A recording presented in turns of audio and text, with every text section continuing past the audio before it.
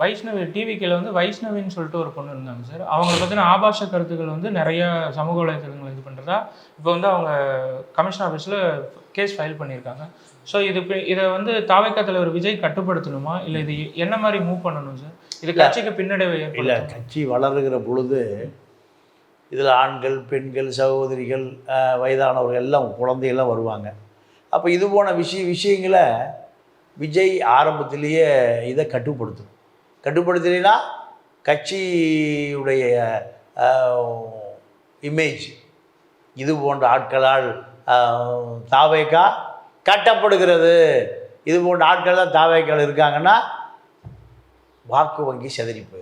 அதை விஜய் கட்டுப்படுத்தியிருக்கணும், வளரவே விட்டுருக்கூடாது. அப்போ அவருடைய கவனத்துக்கு போகலை,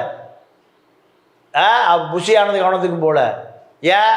அவர்கள் இதெல்லாம் கவனத்தில் எடுக்கவே இல்லை. இது கட்சிக்கு கடுமையான பிற்போக்கு. ஏன் இது மாதிரி நடவடிக்கை வந்து அதிமுக திமுக கூட கட்சி நீக்கிறான்? கட்சி இமேஜ் அவுட் ஆயிரும். அதை விஜய் முளையிலேயே கிள்ளி எரிந்திருக்க வேண்டும், அதை செய்யலை.